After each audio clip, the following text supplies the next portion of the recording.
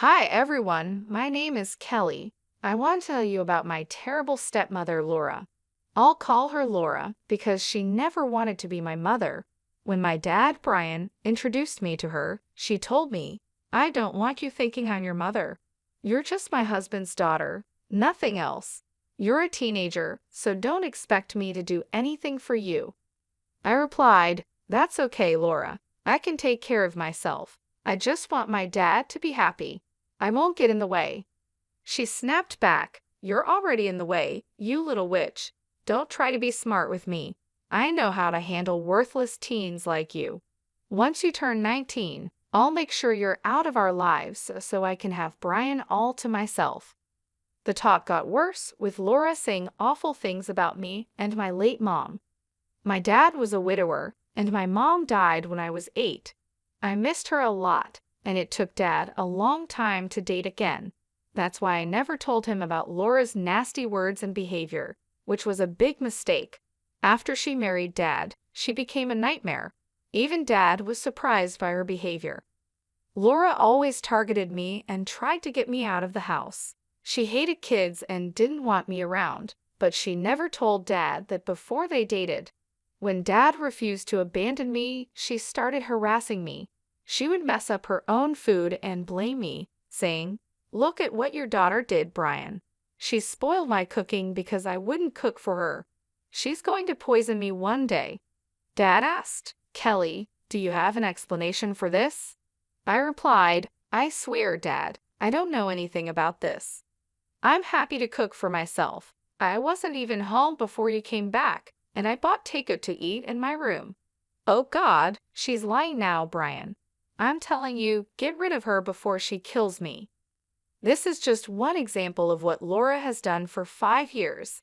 This time, she blamed me for too much salt in her food, which she added herself. It was crazy, but Dad believed me because I had proof. Over the years, she did much more.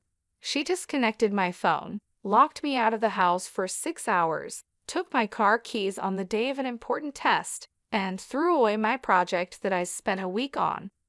Dad tried to make her understand that this wasn't okay, but she never listened. She would be nice for a few days and then do something terrible again. After a year of living with Laura, I got a job to pay for my own things. I didn't want her messing with my life anymore. Dad was upset, but I told him it was good for me to have my own money and not feel guilty. Laura, a stay-at-home wife, considered Dad's money her own, so she didn't want him spending too much on me, not even for basics. I tried to stay invisible so Laura would leave me alone, but she never did. She wanted to get rid of me, but she didn't know what was coming. The big drama happened a few weeks after my 19 birthdays. Laura was in a good mood, singing around the house because she thought she could finally kick me out. She didn't know I overheard her planning to ambush me. So when I came home from work and saw my stuff packed, I wasn't upset. I was amused. I said, "Hey Laura, why is my stuff packed? Are we going on vacation?" "Don't act so smart, Kelly. I hope you remember my words," she replied. "I told you that once you turned 19, I'd kick you out. Well, it's time for you to leave now.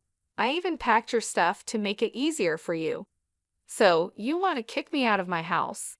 "Oh no, Kelly, this is my house. I don't have to keep you here anymore.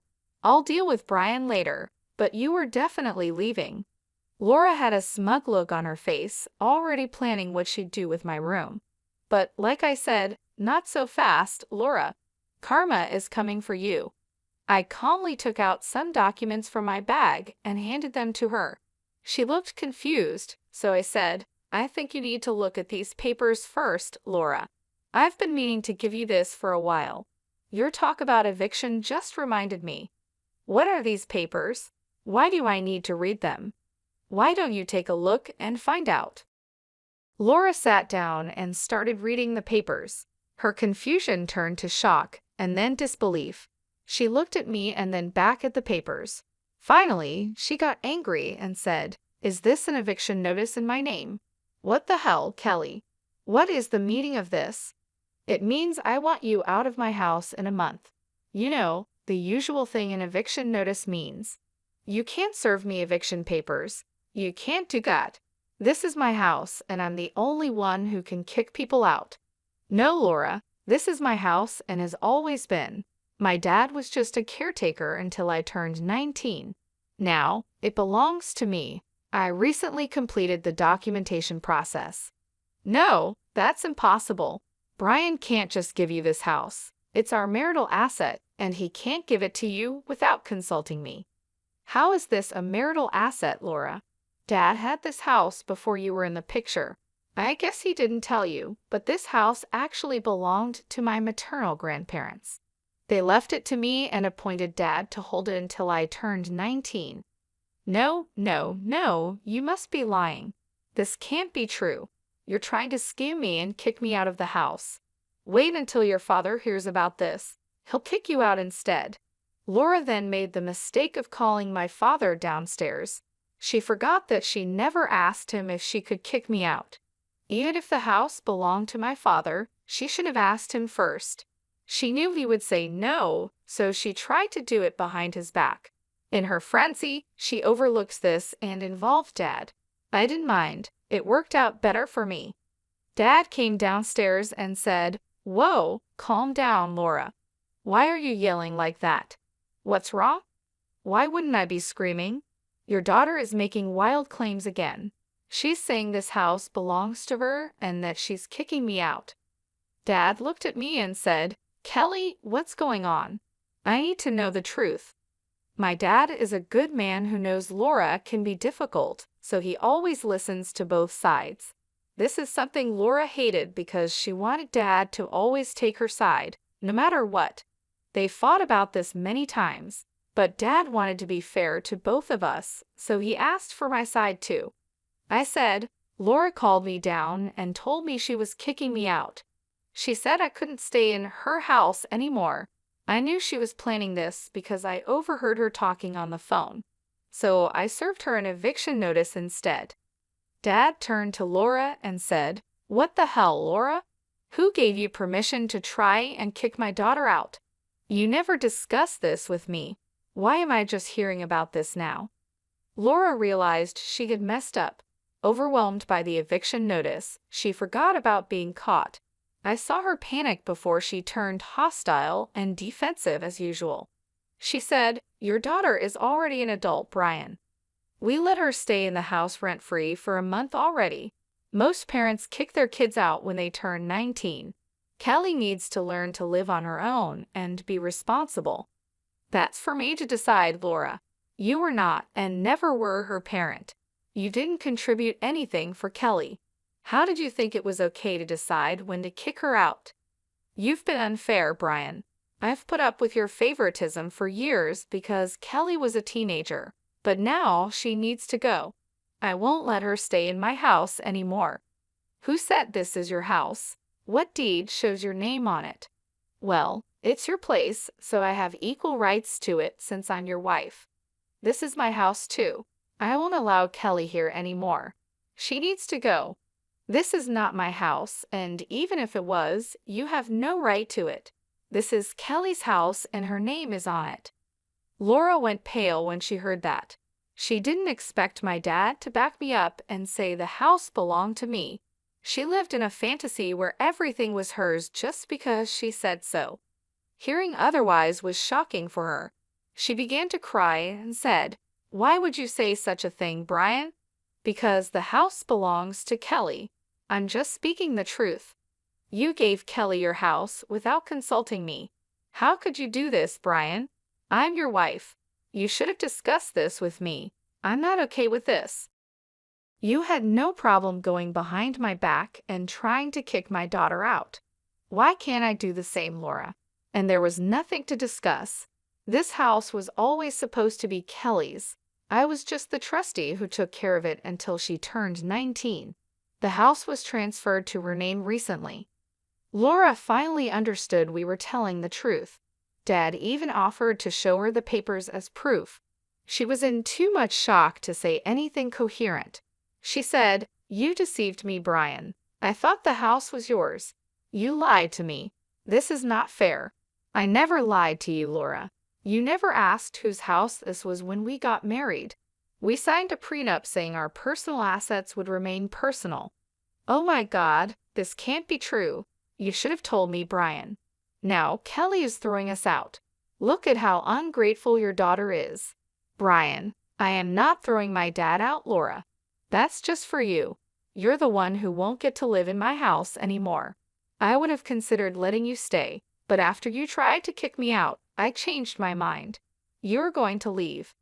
If you kick me out, your dad will follow. We're a couple. He won't abandon his wife. Now it was my father's turn to laugh. He had already made plans that I knew about, but he was unsure whether to go through with them. Today's events made his decision easier.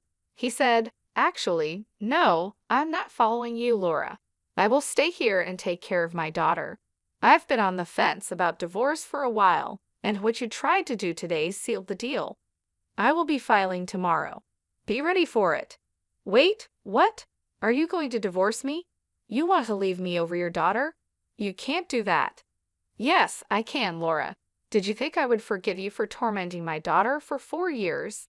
I thought you might change, and I've been patient, but now I know you will continue to be toxic. I don't want someone like you in my life or my daughter's. Laura took a step back as if physically hurt. She never expected a divorce so soon. My dad is usually a quiet man who doesn't do anything drastic. This was unlike him. He was mad, and it showed on his face. He didn't shout, but his tone made it clear he was very angry, making Laura even more anxious. She started to argue with my dad, and I chose to leave and go to my room. Dad and Laura fought for an hour, with Laura shouting and crying while my father explained his reasons calmly. After the fight, Dad came to my room. He seemed a little upset and didn't meet my eyes. He sat down and said, "Kelly, I know I need to apologize to you. I'm sorry, dear. I should have protected you better from Laura. I thought being fair and avoiding fights would help, but I was wrong and made things worse for you. You don't have to apologize, Dad. I know you loved Laura, and she wasn't like this when you married her. People change, and sometimes it takes time to see it. Wow, you've grown up a lot. I wish I had done things differently. I brought a mad woman into our lives. Well, what's done is done. I forgive you, Dad. You really tried your best, and I'm not complaining. Do you want to divorce Laura? I won't be mad if you don't. I understand. Girl, I'm not living with that mad woman anymore. I'm done. Her true face shocked me too much. I don't want her in my life anymore. I saw this coming, which is why I made the prenup. I worried she'd mess up your future and cause money troubles, so I thought it was the best way. See, you did think about me. You deserve to be happy, Dad. If Laura means nothing to you anymore, it's best you separate. I spent a lot of time reassuring my dad that he wasn't a bad parent. In fact, he did a lot for me, and I needed to make him believe that too. I'm not going to lie. I was super happy that my dad was finally getting rid of Laura. She wasn't right for him and had no business staying married to him after everything she did. Our talk went well, and Dad went to sleep in the guest room that night. I finally felt peaceful knowing Laura would soon be out of our lives for good. I hoped she would remember this lesson for the rest of her life. The real surprise came the next morning when I found Laura trying too hard to seem loving and caring. She was in the kitchen making me breakfast and acting like I was the best person in her life. Even Dad was giving her a confused look. After breakfast, I said, "Thanks for breakfast, Laura, but you don't have to do this anymore.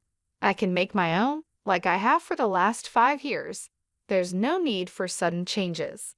That's nonsense, Kelly. I'm happy to do this for you. Having our meals together can bring us closer as a family. What's the need for that? We won't be a family anymore soon. You should have done this years ago. It's too late now. Oh, come on, Brian. Don't be so hard on me. I'm trying. I can make this work. I'll start being a better parent to Kelly. We'll be the best mother-daughter duo ever, right, Kelly? I knew Laura was trying to save herself. She'd have come up with a plan overnight. Dad didn't trust her either and just looked a little amused. With Laura waiting for my reply, I said, "I don't think so, Laura. First, I'm 19 and don't need a new parent. I pay my own bills and will be off to college soon. Second, you are not, and never will be, my mother. That word doesn't suit you at all. Kelly, I'm sorry for being mean to you in the past. You need to give people a chance. We can be a happy family if you give me a chance, and it will help my marriage too. Dad says you have a few months left in this marriage. If you're trying to stay in this house, it won't work. I'm kicking you out anyway, and Dad is divorcing you. You've already done the damage, Laura. There's no point in acting innocent and sorry. I know you better than that." Laura saw her new plan wasn't working. I guess Laura didn't have anything else to use against us. She couldn't threaten to ruin Dad financially because of the prenup she signed. So her only option was to beg and cry. She started crying hysterically, begging me not to kick her out. She also pleaded with me to ask Dad to give her another chance. Then she turned to Dad, begging him to be more forgiving. Our entire day was filled with Laura begging and pleading for mercy. Since Dad and I were both off work that day, we had to endure her theatrics. Dad did leave for a while to contact the lawyer and file for divorce. Within a week, Laura received the divorce papers. After she got the papers, Laura stopped begging and crying. Dad and I told her she needed to get a job if she wanted a place to live and a lawyer for her divorce. Laura thought she could convince us to give her another chance, but that didn't happen. When the month was up, she was promptly kicked out. She caused some trouble when we told her to leave, but after Dad threatened her with more legal action, she left sobbing. Laura had no choice but to move in with a friend, since her own family couldn't stand her anymore. As she left, she took the negativity with her, and the house finally felt like home. It was such a relief to be rid of her toxic presence. In the weeks following Laura's departure, Dad and I worked on repairing our relationship and making the house a warm, welcoming place again. We redecorated the rooms, bringing in new furniture and adding personal touches that made the house feel truly ours. We also spent more time together, enjoying meals, watching movies, and talking about our future plans. It was a healing process for both of us, and we grew closer than ever before. Dad continued with the divorce proceedings, making sure everything was handled properly. He was determined to protect our home and ensure Laura could never cause us trouble again. Laura tried a few more times to contact Dad, hoping to sway him, but he stood firm. He was done with her manipulations and wanted to move forward with his life. I focused on my studies and preparations for college. With Laura gone, I could finally concentrate on my future without constant stress and conflict. Dad was incredibly supportive, helping me with college applications and cheering me on every step of the way. His belief in me boosted my confidence, and I knew I could achieve my dreams with him by my side. A few months after Laura left, Dad met someone new. Her name was Emma, and she was kind, caring, and genuine. Unlike Laura, she embraced me with open arms and treated me like family from the start. Emma and Dad's relationship blossomed naturally, without the tension and deceit that had plagued his marriage to Laura. As Dad and Emma grew closer, I could see the positive impact she had on him. He was happier, more relaxed, and full of hope for the future. Emma quickly became an important part of our lives, bringing joy and warmth to our home. She understood the pain we had gone through and was patient and understanding, never pushing too hard or making us feel uncomfortable. Seeing Dad happy and in love with someone who truly cared for him made me feel at peace. It was a stark contrast to the years of turmoil we had endured with Laura. Emma's presence brought stability and harmony, and for the first time in a long while, I felt a sense of security and contentment. The following year, I left for college, excited about the new chapter in my life. Dad and Emma supported me every step of the way, visiting often and staying in touch. Their encouragement and love were a constant source of strength for me, helping me navigate the challenges of college life. It's been more than 3 years since Laura left, and our lives have changed for the better. Dad and Emma are now happily married, and I have thrived in college, pursuing my dreams with confidence and determination. Our home is a place of love, laughter, and support, a far cry from the hostile environment Laura had created. Looking back, I realize how much stronger we have become as a family. We faced adversity and came out on the other side, more united and resilient. Laura's departure was the best thing that could have happened to us, and I am grateful every day for the peace and happiness we now enjoy. I am now in college, which is close to home. Dad has successfully divorced Laura and is back to dating. He says he isn't looking to settle down again, but just wants some company sometimes. As for Laura, the last I heard, she moved into a flat with several roommates and is struggling to make ends meet. Since she doesn't have many qualifications, she's working a minimum wage job and just getting by. I saw her from afar at a grocery store. She looked like she had aged 11 years. Karma caught up with her, and hopefully, she learned a lesson never to try something like this again.